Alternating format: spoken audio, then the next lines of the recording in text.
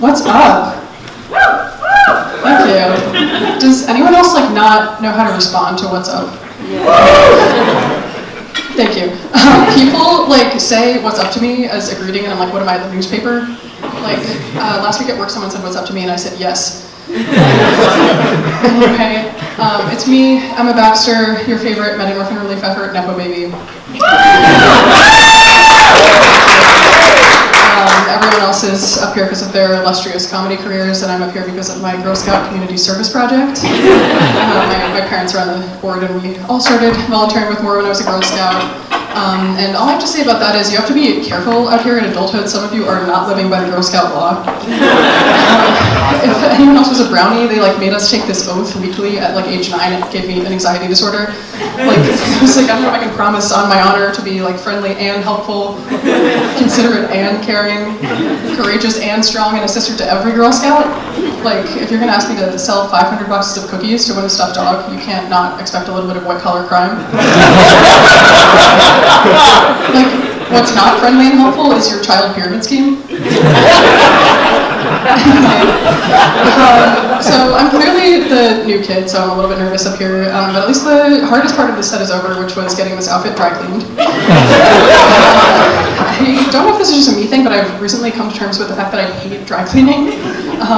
It's my least favorite chore of all time. What do you mean I have to hold on to a piece of paper that says Tuesday? And set a reminder in my phone to come back on Tuesday? What kind of sick joke is this? And also, Tuesday? Laundry takes 2 hours. Why does my blazer need PTO? Anytime something says dry clean only on it, I'm like, relax, a Tide Pod won't kill you. They're yummy. Also, never in my life have I had a dry cleaner that has hours. They all just kind of drift in and out of the space-time continuum.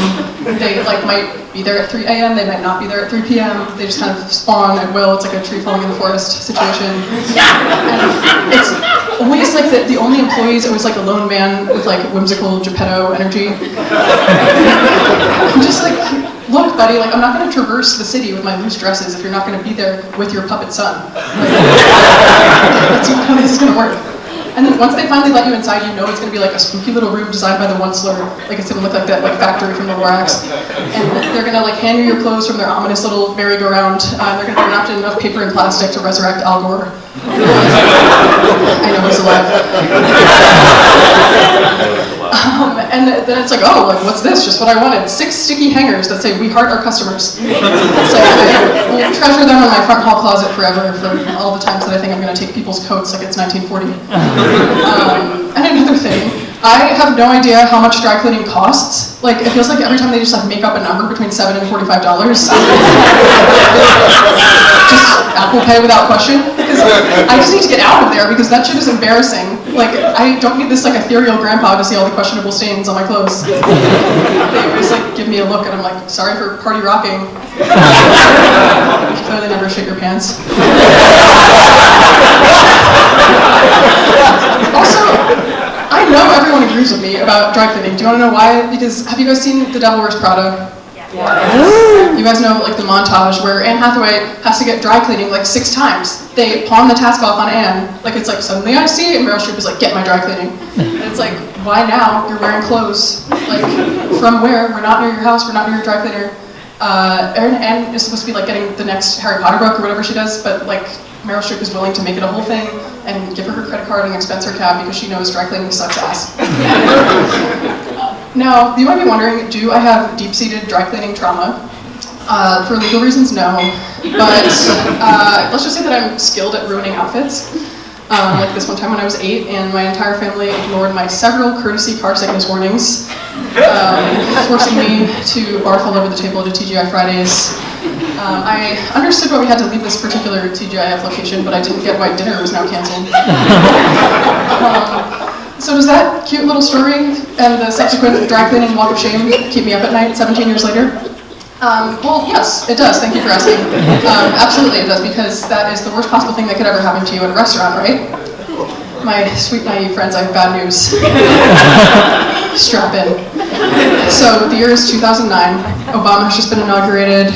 Boom Boom Pow is on the radio. I just got a Wii for Christmas, and my closet is an entire rainbow of skinny jeans from Delia's. My life is perfect. most Friday nights, my family spends at our town's New Jersey Italian restaurant, Rosie's, which looks like the set of The Godfather. If any of you don't know this place, the recitation of the specials is like an hour-long one-man show. The salads are 2% lettuce, 98% gorgonzola. The bread basket's previous credits include Jesus feeding the 5,000. So I would always order the eggplant parm, and I would ask them to swap out the spaghetti for gnocchi, because I was always carb loading to place last at a track meet. And the portions were like Olive Garden's never-ending possible found dead in a ditch.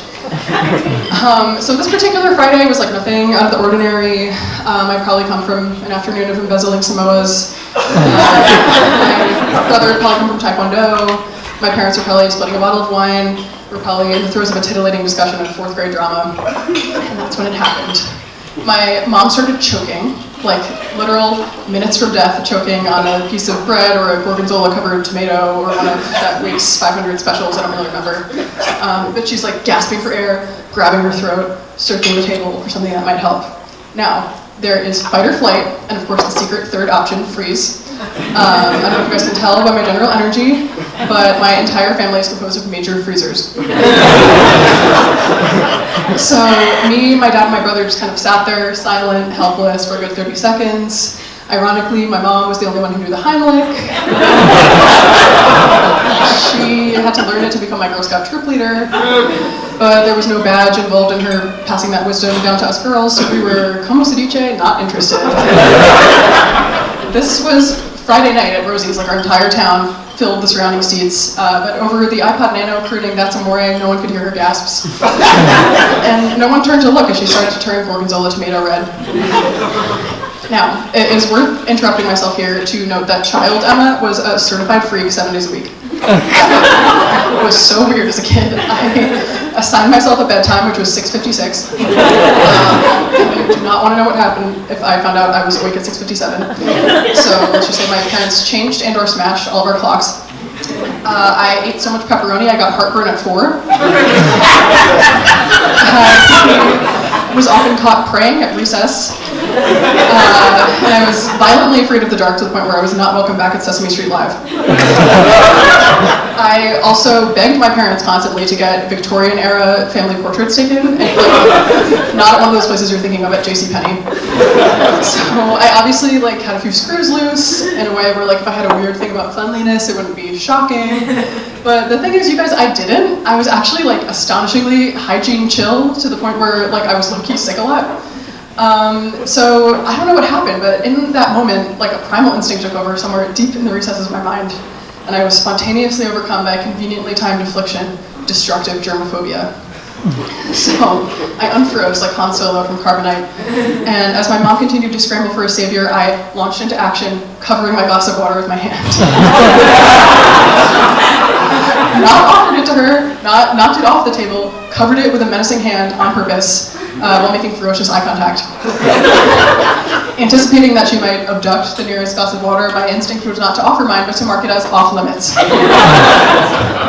Homicide. So, luckily my dad clocked me declaring war on germs in my mother's life, and decided that he should offer her his glass of water. So he did. She sips it, she knocks the bread or gorgonzola tomato or garlic chicken and a white wine reduction out of place, and comes back to life like Han Solo when he unfroze from Carbonite. I watched Star Wars once as a claustrophobic 6-year-old, and it clearly stuck with me. So she comes back to life. My mom did not choke to death that day as a result of my heroic stance against sharing spit. Everything was fine, and we could return to our carefree lives surrounded by Kesha and Avatar and flip camcorders. I was probably grounded, aka not allowed to go on Club Penguin for 2 days. The classic punishment for attempted murder. We all survived that night at Rosie's, and I survived my subsequent exile from Club Penguin. But I absolutely did not hear the end of it. There is no leverage on earth like that time when you tried to kill mom. A key bullet point in every argument and birthday card since. To quote Taylor Swift, "Help, I'm still at the restaurant." I will say that years later a guy fainted at church and I gave him my water bottle, so even the most sinister of villains might someday be redeemed or something. But honestly, honestly, like considering it was the weekend and I promptly deleted an entire eggplant and 5 tons of cheese, that night wasn't nearly as bad for my image and general morale as hurling at TGI Fridays. That time I didn't even get dinner. Thank you so much, guys. I'm the best.